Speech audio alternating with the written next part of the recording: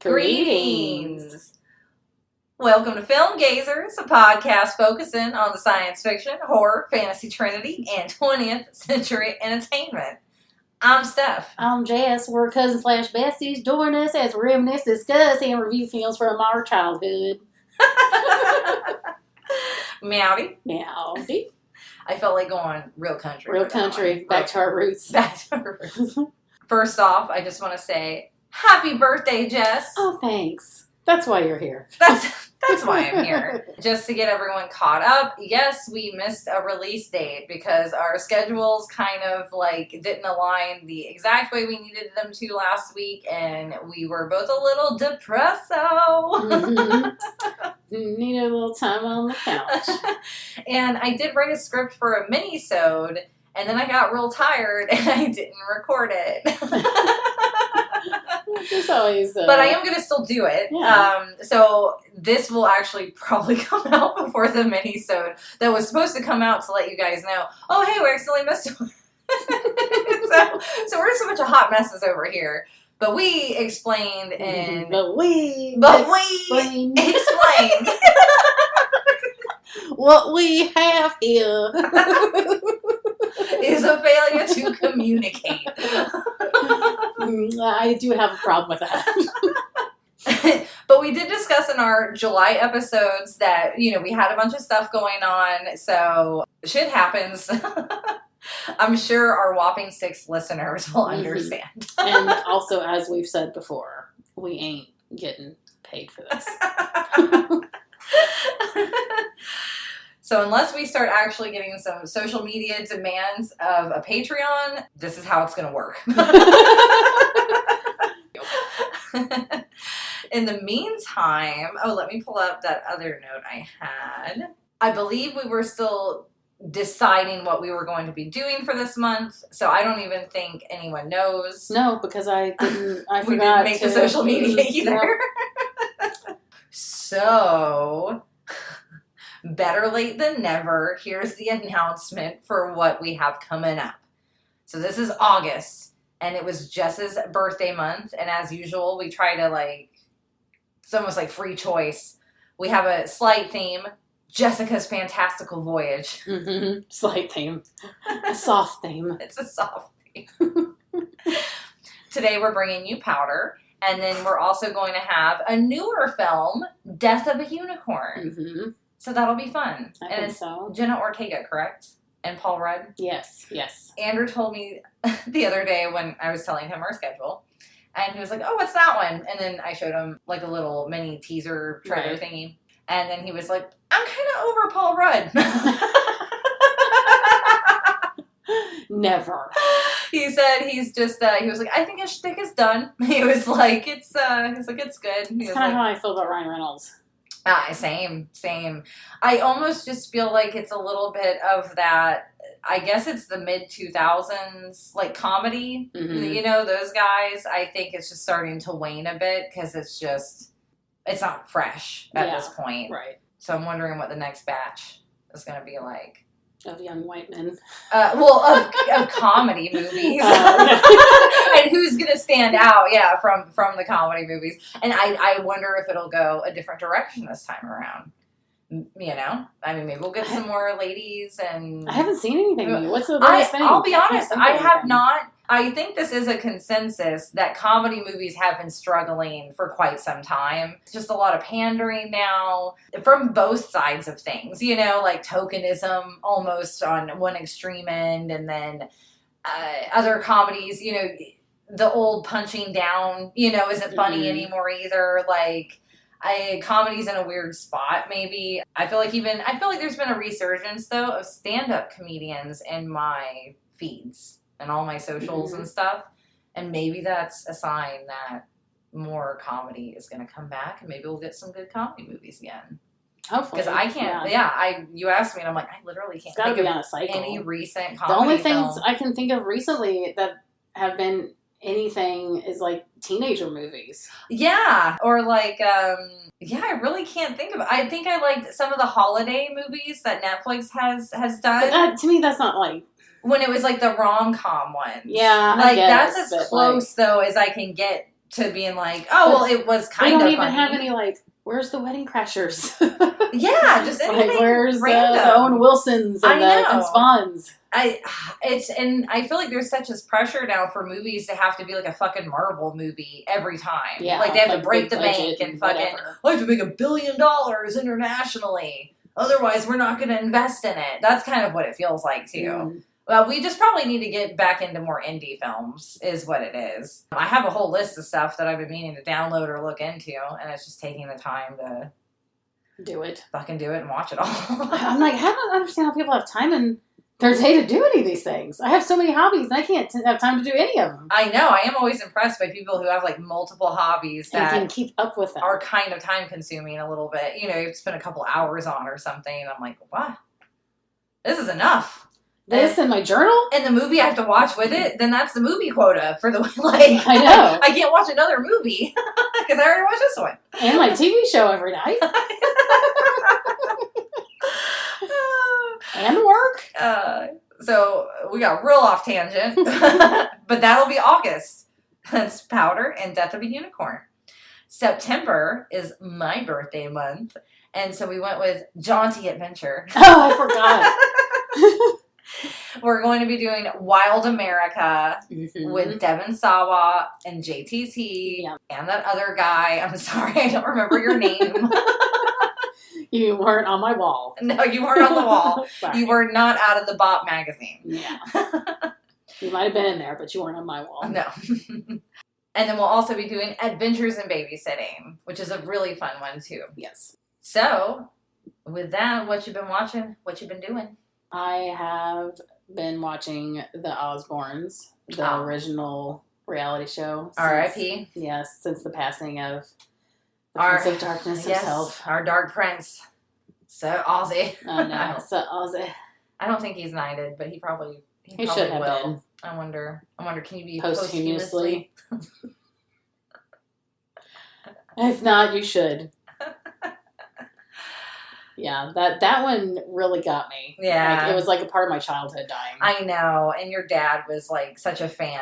He was such a fan, and watching Ozzy on the show, and it just reminded me of my dad so much. Yeah. I was like, I know. And your relationship was also kind of similar to him and Kelly. Yeah. You were yelling and screaming, and he's just shuffling around trying to figure out what's going on. And how to get you to stop. Aw, so yeah. I remember watching a couple episodes with you last week, or I don't even know if it was last week, whenever we had got together and we did some coloring. Yeah, we sat at the table and did some coloring. And watched the Osbournes. Watched the Osbournes, taking it back.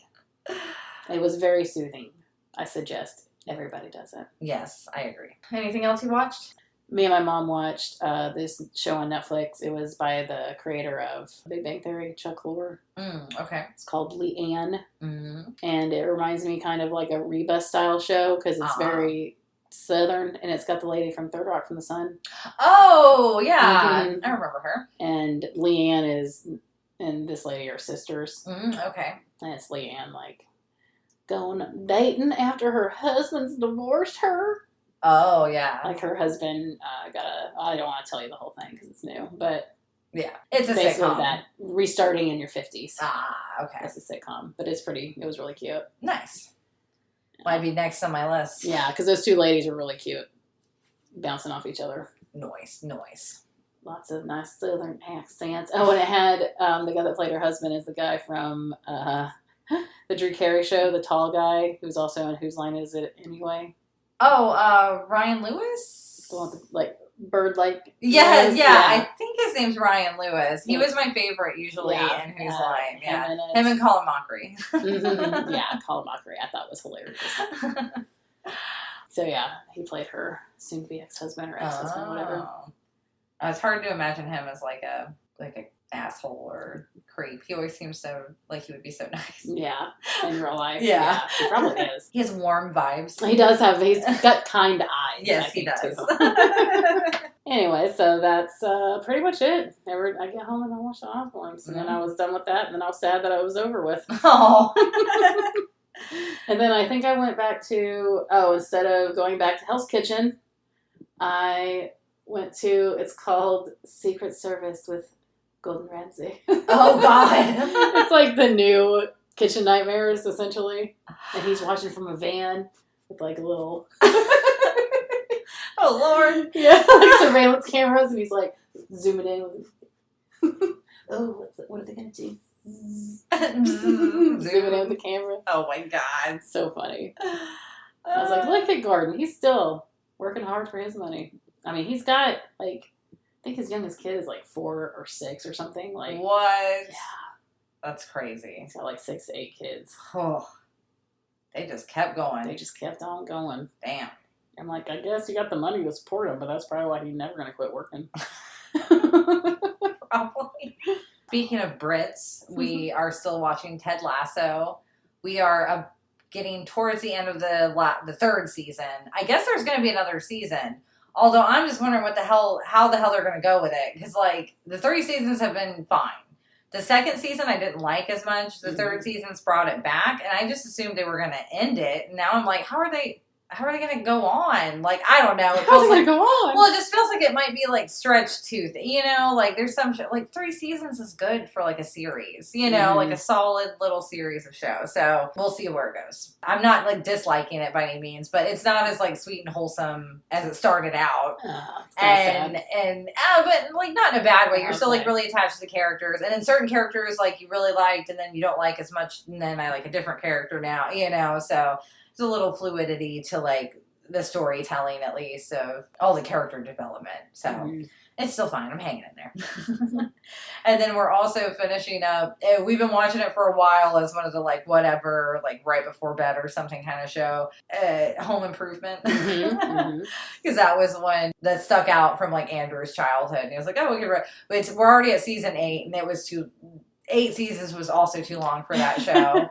Like, I feel like they could have probably tapped out at 6 or 7. When does JTT leave the show? It was this season. Like, he's only, like, the first episode or 2, and he leaves to Costa Rica for, like, a school, like, thing. Like, oh, he's going to be spending his last year of school doing this, like, program or something. And so he leaves. And then apparently we looked into it, and then, like, that was also, like, Patricia, I don't remember her last name, who plays Jill. I guess she was wanting, like, to get paid the same as Tim Allen, and, like, they wouldn't do it. And so she was like, well, I'm not going to do it anymore. So that's why it also kind of ended at season 8. Because she basically was like, I think she quit because they wouldn't pay her the same amount. And then JTT was leaving. And then I looked into that, and yeah, he left just because he wanted to leave. Like, he was like, I wanted to go to school and have a normal life. Like, I didn't want to be, like, some kid actor where the jobs quit showing up, and then you don't have anything else you were wanting to do, you know, or something. So I think he just wanted to experience life and be, non-celebrity. So I was like, oh, good for him. Yeah. That's what I figured happened. Yeah. He seems like such a chill guy. Yeah. Also, so I've sprinkled in, now that we're getting to the end of Home Improvement, I'm sprinkling in some Golden Girls. I admit I abandoned Frasier because he gets a little annoying to me. Yeah, like, he's a little much for me sometimes. I'll pick it back up sometime, but after a while, I'm like, God damn it, guys. No, I love it. It's one of those I can't binge. Yeah. I don't know why. I guess because that's the one me and my mom religiously watch. Yeah. Thursday night. I can do that more with Seinfeld, because that's the one I watch more I mean, I at can do my Seinfeld house. too. Yeah. Seinfeld was more of that. For, like, annoying characters that annoy me, but I can still kind of sit through longer. And I'm also still reading that Agatar series. I'm about halfway through the 2nd book now. I feel like it's finally getting a little more interesting because I'm, like, learning again more about, like, the world, and you're getting to meet, like, another court and all this other stuff. I mean, there's still the romance stuff. I'm like, ugh, whatever. It just feels very, and I'm not trying to insult anybody, but it's just very tropey, you know? So it's a little hard to, like, I mean, it doesn't even, like, you know, in some romance, if you're reading something, you're like, oh, that's so cute, or oh, yeah, just any kind of reaction. I'm just like, oh, yeah, because it's suck his dick. Hasn't got that far yet, but they haven't even gotten, like, naked yet. Not with this other guy. Oh, okay. There's already been one guy, okay. So we're going through them, blowing through the gas. I don't know how much we blow through, but I mean, They really aren't. I mean, for people to call it like smut, it's not like filled with it by any means. I think it's just there must be like one more graphic sex scene like in each book. I think that's what they mean because it isn't like it isn't a constant. The love stuff for her like, oh, I'm wondering this or I'm wondering that or like whatever fucking love romances come with. It's just always like the people in their heads overthinking and just not telling someone how they feel. Right. I guess that's why I'm not good with love stories. Because if I ever like someone, I just told, hey, I like you. I don't know. Or I'm like, I don't have time to fiddle fart around with this bullshit. Do you like me or not? Do you like me? Yes or no? Yeah, no. It's all the like speculating, I guess. When I'm like, I don't know, just ask. What better way to find out? I don't know. That was always my favorite part in like TV shows too. Like, Ross and Rachel and. No. I was like, will they, won't they? I know, I'm always like, ugh, get it over with or not. I guess it was the anticipation that I liked. Anticipation. So yeah, this is what we've been doing. Obviously nothing substantial, and then just a lot of work and stuff. Takes up so much of your time. It does. The mental stress of it all. The mental load. It's taking a load in my head. So in this episode, we watched 1995's Powder. It was directed by Victor Salva. It was written by Victor Salva. It was produced by Roger Birnbaum and Daniel Grodnick. It was starring Mary Steenburgen, Sean Patrick Flannery, Lance Henriksen, and Jeff Goldblum. The cinematography was by Jerzy Zielinski. It was edited by Dennis M. Hill. The music was by Jerry Goldsmith. It released October 27th, 1995. It is 111 minutes. The budget was $9.5 million, and the box office was $30.9. So it did okay. The first fact we're going to drop is something that neither of us knew when we picked this movie. This was something we just literally found out. I didn't even tell Jessica yet. So here it is. The film's production by Disney resulted in a controversy over the choice of writer-director Victor Salva because he had been convicted of molesting a 12-year-old child actor during the production of his directorial debut, Clown House, in 1988. Oh, God. He was sentenced to 3 years imprisonment and was released after 15 months. Yeah. Weird. Disney officials reported that they had not learned of Salva's crimes until halfway through production.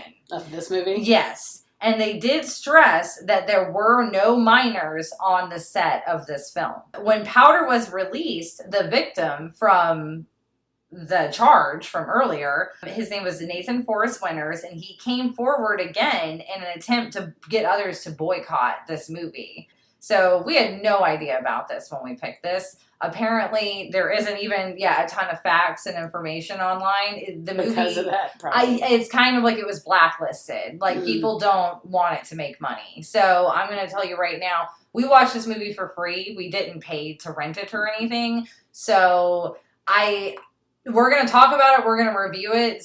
If you've already seen it kind of thing, you can, know what we're talking about. But if you're wanting to know what we're talking about, don't spend your money on this movie. Like, go pirate it. Go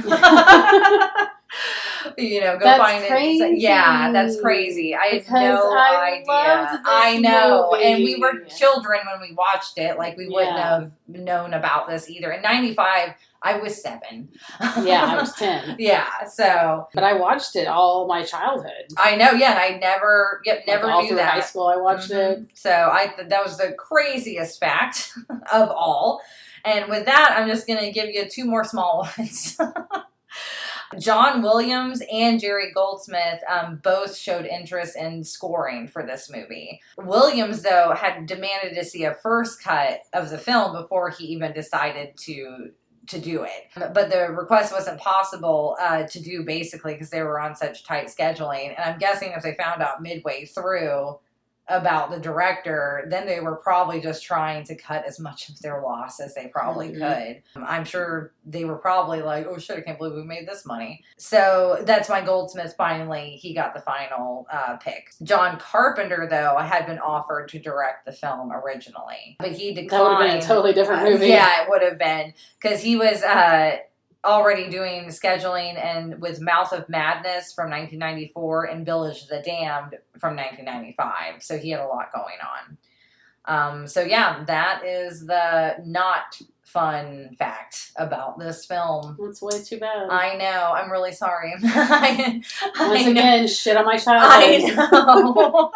I know. But also it kind of explains a little bit of this weird shit that I saw in this movie. True. That I was going to discuss in our notes, and I was like, oh, well, that fucking checks out. So, without further ado, though, Jess is gonna give you the Googled summary.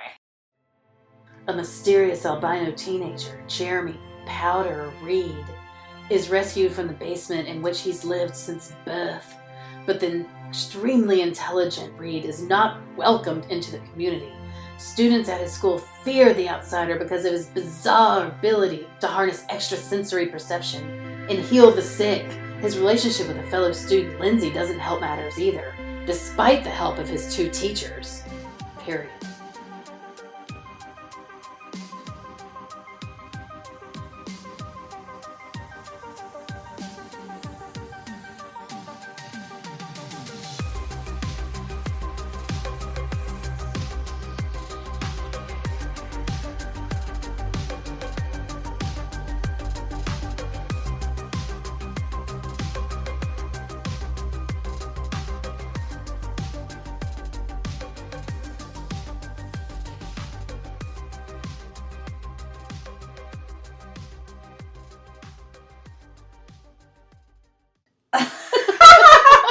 Period. Period. I was like this movie? That was a very bizarre summary. Yes.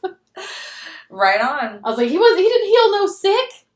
No, he didn't heal them. He could, feel what they were feeling and transfer it. Yeah. Oh, well, and I guess, though, some people said, though, after he had touched them, they felt, better. But that wasn't, healing them. I think that was just literally, charging them. Or, opening their mindset. Yeah, where they were, just taking in more kind of thing, maybe. But, yeah, that was a weird summary. Yeah. So, as we've mentioned a bunch of times, this is something we watched a lot when we were kids. This was more of, your pick. Because I was in love with Powder. You were in love with Powder. And this, to where it so skewed my memories of this movie. I can say that now after watching this one, and then we watched The War, and then just other movies of the boys I knew you had crushes on. I'm like, all of these movies that Jessica watched, I don't think she even really followed the plots. I'm like, I think they were all just for her, eye candy when she was a kid, going oh, he's so cute. And then adding to my little internal dialogue fantasies I made. It's so funny. It's because I was and he was not attractive to me. You know who it is, right? It's Sean Patrick Flanery, yes. And I liked him in the Boondock Saints when I was in high school. So remembering that those are 2 of the same person, I was like, what? I just remember watching this movie at your house. I have very vague recollections, to be honest. I just remembered him getting picked on, him having the telekinetic kind of kinesis stuff or whatever. And then I remember the end. I just remember him running into a field and being electrocuted. Yeah, and that was it. That was all I remember. I mean, I remember being so disappointed at the end of the movie that he turned into lightning and then ended abruptly. That was it. Their little kissing scene on the picnic table. My memory of this movie was they were having that moment under a tree, and it was way more involved than just that little 2-second thing. Yeah. And then he runs off and turns into lightning. And she's like, oh my God. That must have been what I imagined. That's what you turned it into. That's what I turned it into in my head. You're he would give me a kiss and then he'd run off and turn into lightning. And I would be the girl who kissed the lightning boy. Oh my God. Now, after watching this movie, I can safely say that it was fucking bonkers, and I had none of the recollection that of most of this film. So with that, we're just gonna get into it. Has a strong orchestra opening. Mm-hmm. That is for sure. Had a real good 90s score. 90s epic score. They don't make them like that anymore. No, they really don't. And I miss it. It tells you what you're supposed to feel. That's true. So it begins with a woman sizzling out of an ambulance. So she's been struck by lightning. And then she dies. And they're like, we got to get this baby. And they say the baby is abnormal. But they say he's albino. But they say it's genetic. Mm-hmm. So the lightning had nothing to do with the albinoism. No idea. I thought literally he was an albino because he was electrocuted. That's what I thought. That's what I also thought. But obviously not. I must have just gave him his powers. Yeah. Okay, that's fine.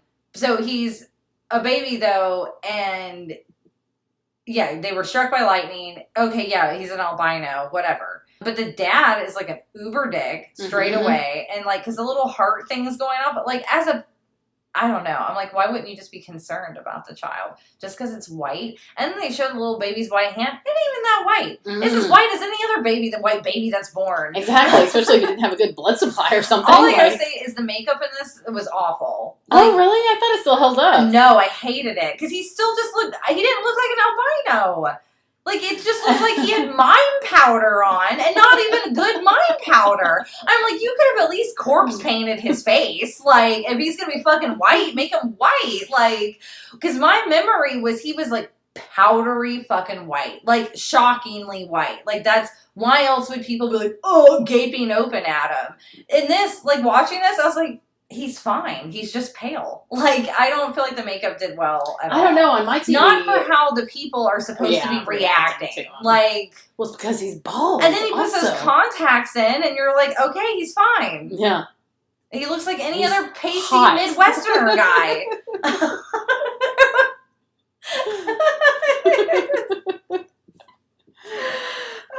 And he's like ripped. Yeah, he was. I was like, Jesus. Like, what has he been doing in the basement? I said he worked the farm. He just had to do it for his son came out. Oh, yeah, there he goes. So basically, you get that little tidbit, and then it flashes forward to nowadays, and he was raised by his grandparents, and he is sensitive to light and everything because of albinoism, and his eyes and everything. And so his room was in, like, the cellar, and they think he was, like, maybe locked there, I guess, at first or something, because, like, no one in town had seen him. Like, they basically did hide him away. Like a phantom. Yeah, and which also was kind of fucked up. I don't know, this whole thing was fucked up. And back in the 90s when I think of certain of these movies, and I'm like, what the fuck was wrong with people? Like, these were just normal fucking people. And everybody thought it was acceptable to do this. Yeah, to be like, oh, you better lock up that pasty guy. Like, what? And they said the R word a lot. It was used very heavily. Yeah, it was. And every time I kind of go, ooh. Yeah. You're like, ah. And I was like, oh, Pumpkinhead himself. I was literally going to say it. I was like, and the sheriff is fucking Pumpkinhead. It's like, I said that to Dave, and he's like, most people would remember him from Alien. Oh, hell no, he's Pumpkinhead. That's what I said. I was like, he'll always be Pumpkinhead to me. Yeah. Which was an excellent movie, by the way. And Dave also said, he's like, yeah, you know how they're coming out with a resurgence of like all the like Friday the 13th. He's like, I don't think there'll be a Pumpkinhead resurgence. And I was like, he's still alive. I'm pretty sure. Yeah, I think so. I feel like they should. I think, yeah. They couldn't do that. Oh, to where the next no, and they could do the next guy that's gonna kill him, and they'll be the next Pumpkinhead. Because that's how Pumpkinhead happens anyway. Should we write the script? I'm down. I think we might.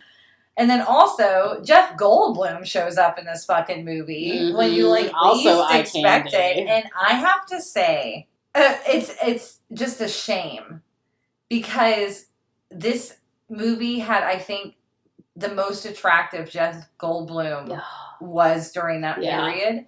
Did you see like guns on him and that black V-neck shirt he was wearing? I was very surprised. I was like, it's like, when did he like look like I was just wasted on this movie? I mean, this was Jurassic Park era. Even in Jurassic Park, I feel like I liked his haircut better in this one. Oh, yeah, because he didn't have a little mullet thing going on. I was not about the mullet. Yeah. To where with him without the mullet and like when And he that was hair, like the haircut was very nice on him. I was like Jeff Goldblum was at his most handsome in this film. So flirty. Oh, with everything he does. When he wrote on the board and he turned around and he goes his little eye. Molecules. He's like flirting while he's teaching. It was ridiculous. I mean, it did it for me. We're getting a little ahead with the characters here. You don't meet Jeff Goldblum right away, but we do meet Lance Henriksen. He is a sheriff. Mm-hmm. And he's basically here to like help the kid. And he calls in with the social workers, and they don't really quite explain it though. Is it like a halfway house for like juvenile boys, or I thought is it like it was an like orphanage? To me, I thought it was like an orphanage, like a state-run orphanage. Okay, yeah, I guess so. But like, why are the cops always there and so involved? Like, is my thing. Like, if it's just an orphanage, then these kids aren't criminal. Like, why does there have to be so much of a cop presence, like, at this fucking Maybe orphanage? It's both. Maybe it's an orphanage and juvie. Yeah, that's all I can think of. But I'm like, why would Powder go there?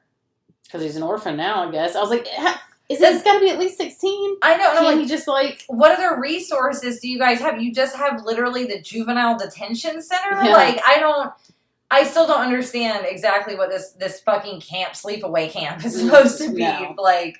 But basically, and it's all just boys. Mm-hmm. So I'm like, so where are all the orphan girls? Like, what is the situation in this town with their social services? I'm confused. Like, where are they sending young children? There aren't young boys there either. Like, so I'm like, what the fuck is this place? Yeah. Fucking, well, and then I'm like, well, the fucking writer-director explains a fucking lot. Mm-hmm. It's like his perfect age. Yeah, you piece of shit. Well, just the way everybody was like touchy-feely too. It explains so much. And then he's like, it's not right. It's not right. Touching his face and like holding his hand. It's not right. They didn't touch you. I know. It's like, that was uncalled for. And there was a scene where he's watching the guy in the shower. Yeah. Why? That was a fucking weird scene. Because I'm not gonna lie, I had to like 10-second skip through that scene. I was like kind of cringe. I was like, what is going on? I'm like, because he had hair? Oh, maybe he was like watching him wash because he was washing his hair. Yeah, that's the only thing I could think of. But again, after there was no reason for him to even go into the gymnasium anyway. Like there was no reason for him to do that. And he knows these people hate him. Yeah. So it was a confusing scene. That whole scene was unnecessary. I felt like it was just gratuitous for the director. Yeah, to like film that. To film that. Mm-hmm. Oh, well, they're not minors, but like, ew. Mm-hmm. Ew. They look like it. Yeah. That's why I was surprised when they said no minors were present. I'm like, not one of those boys? Okay, I don't know. But I guess they were all in their 20s, but I don't know. Fucking weird, dude. So basically everyone's already, this guy's fucking weird, even though he's really not that white. And he like minds his own fucking business. He minds his own fucking business, and then they kind of bother him, and you get there's like a couple of big scenes, I guess, in this film, like I would say that are like the 3 acts, kind of almost, and you get when you first see that he has basically actual powers. They've already hinted that like it seemed like the grandfather, when they found him passed away in the home, that looked like he had been defibbed, right? And they were like, he probably electrocuted him or something like that. And in the cafeteria now with his all these other whenever these boys are here, he makes a giant tower out of spoons, magnetized, and like does the whole thing. I did love that one little spoon coming. Yeah, it was funny. You think those kids would be like scared shitless of him after that, though? I know, because they were saying something about like he was like, "I'll stick the spoon up your ass if you don't." And all they were telling him to do though was put it on his nose. Yeah. So it was really not. It almost did feel like it was supposed to be innocent and like an initiation thing, and then instead he's like, "Oh, look what I can do." Well, he didn't have any social skills. And then, I'm saying, but yeah, he thought he was like showing them a cool trick. Yeah. And then instead they're like, "What the fuck?" And yeah, and then we have the next scene where Jeff Goldblum, he is a teacher. And a science teacher, of course. Of course. He's like the same science teacher that he is in Independence Day, that he is in Jurassic Park. He's a sciencey kind of guy. Sciencey guy. And so he turns on like a Jacob's ladder, like electrical thingy, and then it like fucking like shoots out, and then this is when the movie just goes batshit. This is when it's a 180. When in the beginning I was like, oh yeah, it's like this drama, I was like, it's like this drama, like fantastical. I was like phenomenon, like that's what this is. It's phenomenon, but with a kid, like instead,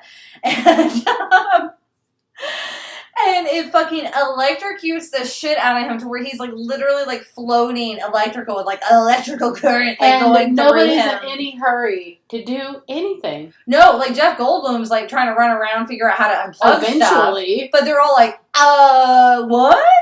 Yeah, I feel like Jeff Goldblum waited way too long to try to intervene and do anything.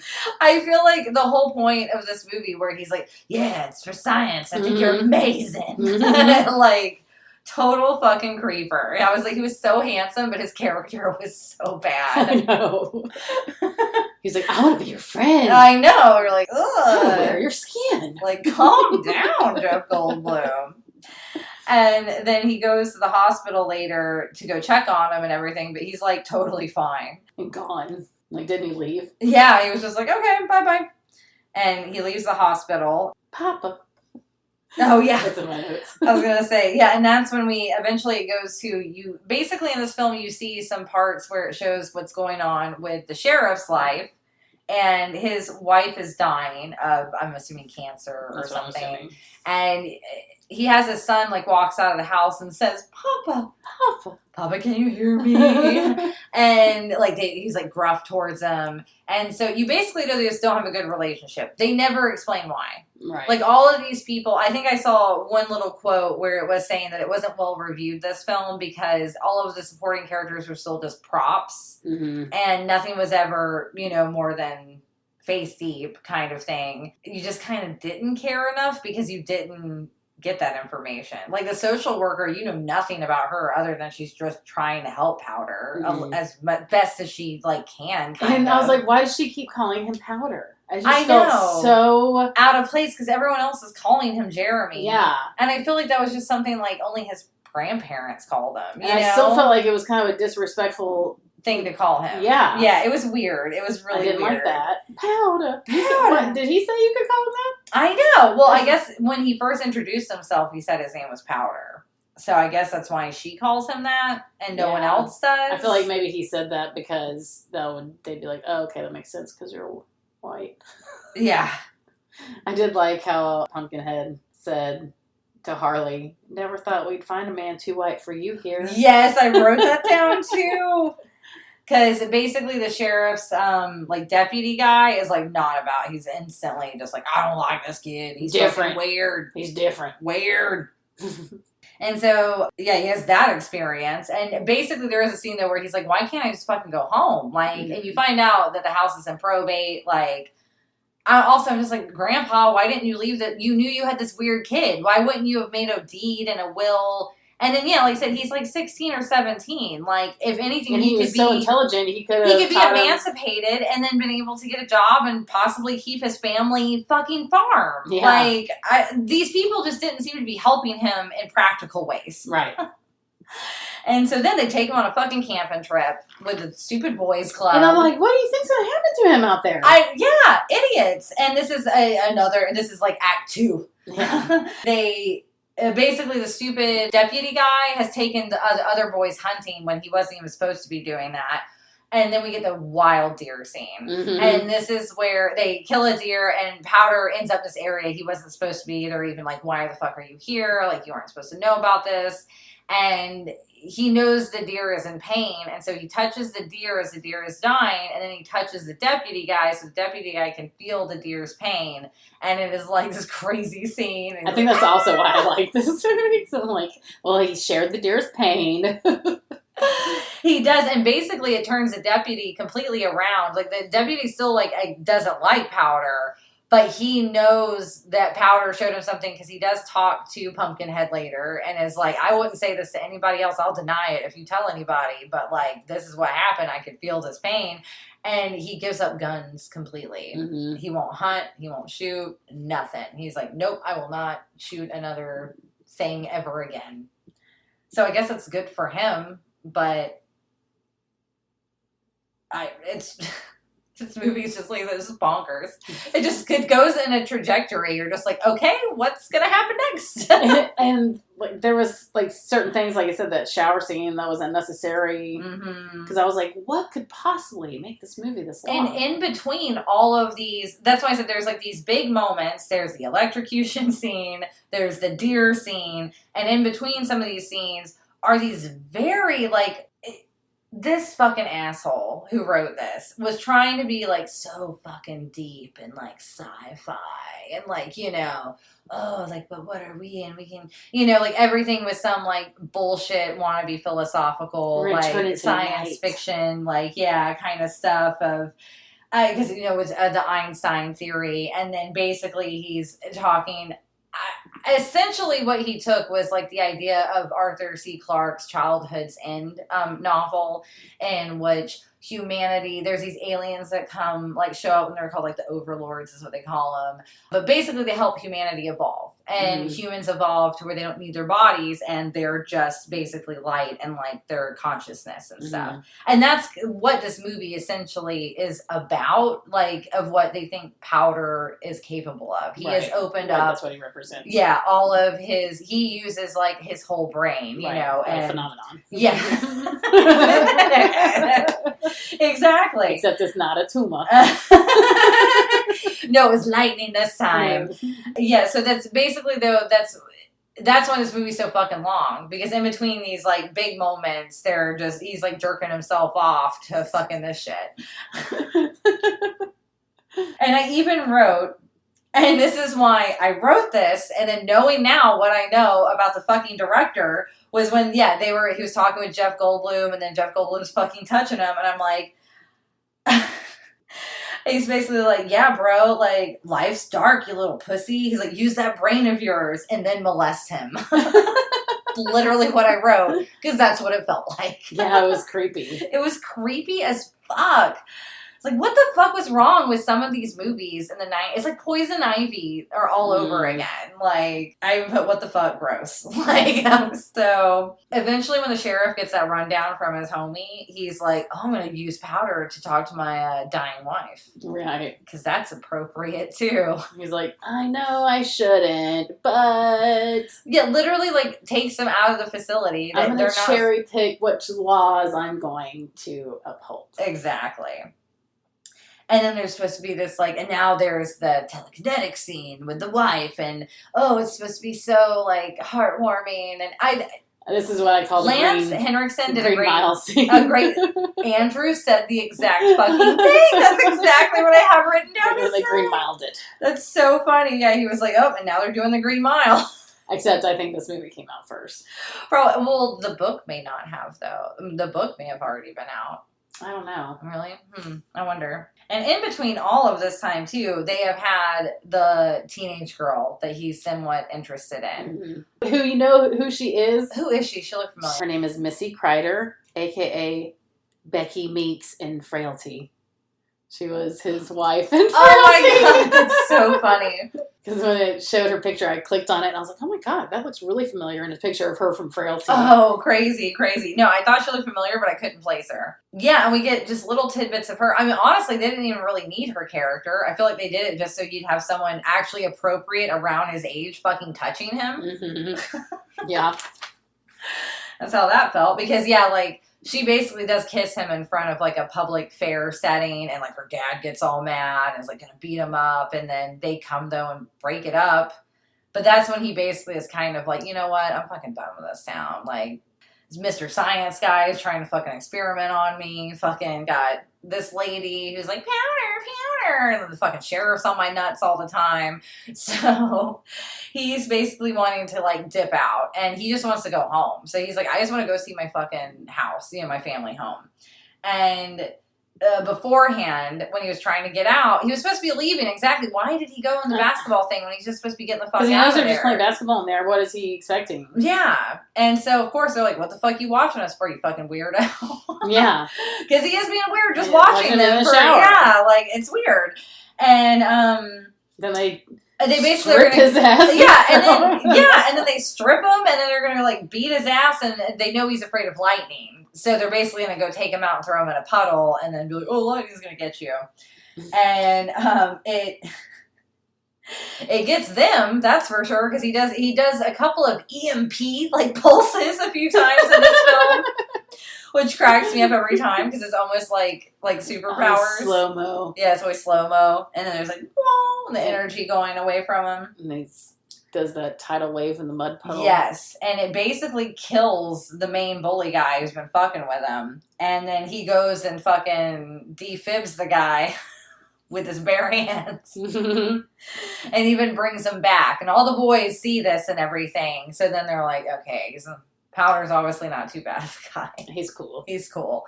And even the guy, and then from him touching the guy, and before he had touched the guy once before, you know, and he can like see from their perspective is also part of his powers and like feel what they were feeling or trauma they had. And so it's like there's a moment between them where he like understands Powder and Powder understands him. And then the next thing you know, they're like, oh, we know a way to get you out of here, man. Yeah. I guess that's the whole reason. I feel like that was the whole reason. That? Yeah, just for that. I think that was the whole reason. Well, they could have done that so much different. He didn't have to be a weirdo spying on somebody in the shower. Yeah. And it didn't show why he was, like I said, I'm assuming it's just because the guy had a lot of hair. And he's bald as a baby. Yeah, because as Jeff Goldblum says, he is electrolysis. That's what I told Dave. I was like, yeah, he said he's electrolysis and hair can't stick to him. He's like, he said hair can't stick to him. They can't grow. And I said, no, that's not what he said. And I was like, yeah, it can't stick to him. Like, remember those the bald head and you're putting the magnet hair? Oh my God. He's that guy. Oh, that's so funny. So he finally makes it back home and it's been cleared out. And then the social worker shows up fucking quick as shit, dude. Mm-hmm. Like, it seemed like it took him a while. She's like, just pulls right up. And she's like, I'm so sorry they took everything. We'll try to find it. And then Erickson also Henriksen is the actor's name. I don't even remember the sheriff's name. The sheriff shows up. Is like, and they're also like, oh, we gotta take you back. I just, again, I'm just like, if this kid wants to just be a runaway, fucking let him. Or so, you know, well, and then Jeff Goldblum showed up because he was like, I'm gonna take him in, or he could come with me. Mm-hmm. And then I'm like, if you, though, have people who want to be a guardian of this child, why are you fighting it? Exactly. That's what's weird. If there's nobody that wants to take him. One's a teacher and one's a social worker. These aren't, some crackheads down the street. They're like, I'll take the boy. He can make some good meth. I don't... again, it's a stupid, there's so many plot holes. It's for it to even be this drama, it fucking just doesn't make a lot of sense in that respect. And then they all just look all kind of like they're dumb and smiling together at one point, oh, everything's okay, and because the sheriff is fine, I'll look the other way. Because that is what Jeff Goldblum ultimately says, is just look the other way, man. No one wants this kid anyway, just let him be happy. And even the other deputy's blah, blah, blah, blah, but he leaves. So I don't, it's again, you're okay, and then Powder is just takes off. That run. He Naruto. No, he Orochimaru ran. And if you watch Naruto, and Orochimaru didn't have use of his hands at one point, he would run dead armed. I feel that's how he was running. Was a dead armed run. Yeah, they're and then eventually, yeah. But it was so bad. And then he literally just special effects. And then he just goes and and it looks like it looks almost like Dragon Ball. He's about to Kame somebody. I can't say it. I was picturing it in my head. It was so dumb. It was so funny. And he runs and then he just turns into nothing. Literally the lightning just evaporates him, and and then they can feel his human spray on them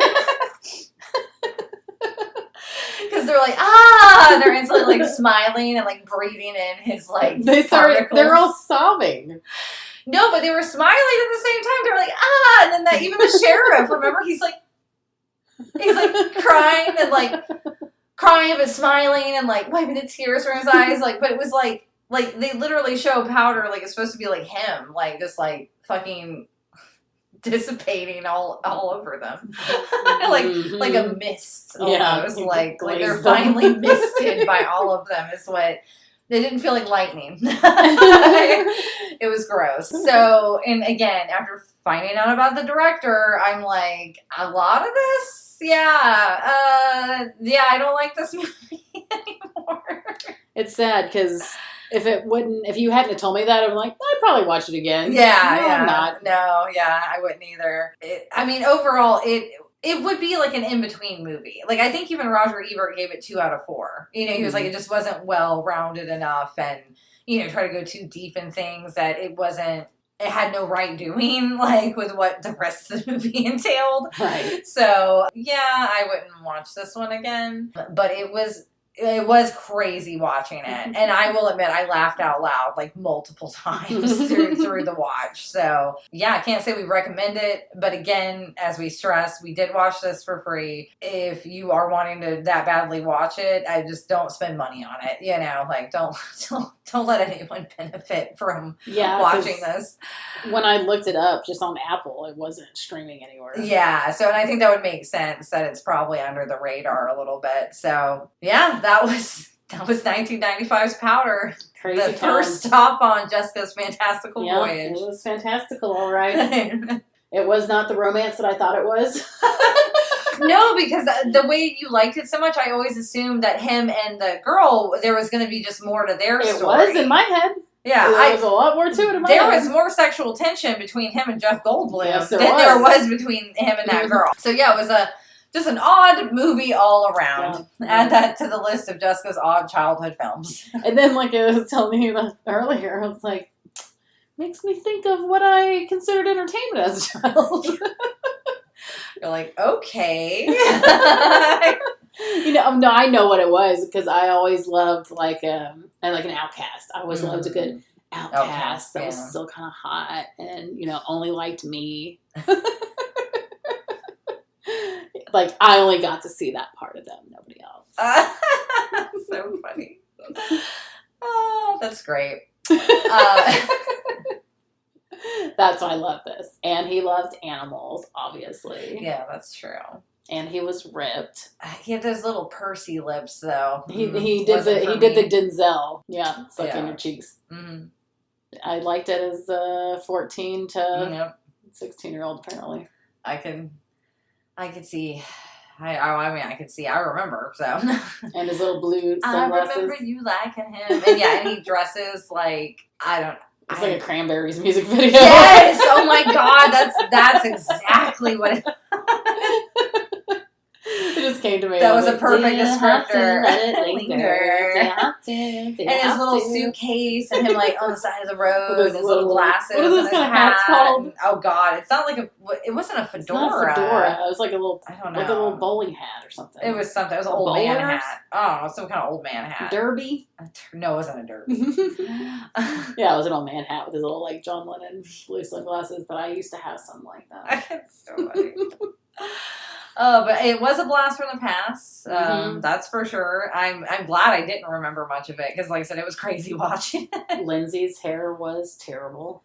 Yeah, it was real bad. I think it was a wig. Everyone's hair wasn't that great except for Jeff Goldblum's. Oh, his hair was fantastic. His hair was fantastic, but no one else's was that good. I mean, Pumpkin's head's his. Oh, yeah, he was fine. I mean, everyone knows we love him. I can't believe this. We did forget to conclude with the sheriff did get to talk to his wife, and she finally let go because she wanted him to repair the relationship with her son. Yes. Just want to put that out there that he worked on it, and he did get reconciled. Yeah, reconciliation. Which again, though, I'm just like, kind of wasn't needed with the story of Powder. That's why it was so all over the place. And I thought it was kind of stupid because they're like, she's so beyond communicating, but she's like crying and like opening her eyes and like yeah. It was because it was her final will before she died. Oh, okay. But then did she need powder for that? Because she couldn't speak. Okay. Yeah, no, it was poorly written. Yeah. It had so much potential. Yeah, but... Because I love a good lightning movie. Maybe if it wasn't written by a fucking pedo. Yeah. So, what was his name? John Silva? Oh, no. Victor Salva Go fuck yourself. Go fuck yourself, Victor. I hope you're dead already. Well, and as always, you can find us at Film Gazers on the social medias. We'll try to... We'll try. We'll try. We'll try. We'll try. We'll try if you try. Do you want to tell them what we're doing tonight? Oh, sure. We are going out to the beach and having a little full moon beach session of hanging out. Watching the sunset. Watching the sunset. And the moonrise. And it's the full sturgeon, I believe. Sturgeon, yeah. Yes. That sounds right. So it should be enjoyable. Well, time to hit the dusted trail. Until next time. Later, taters. Let's go turn into light. Yes.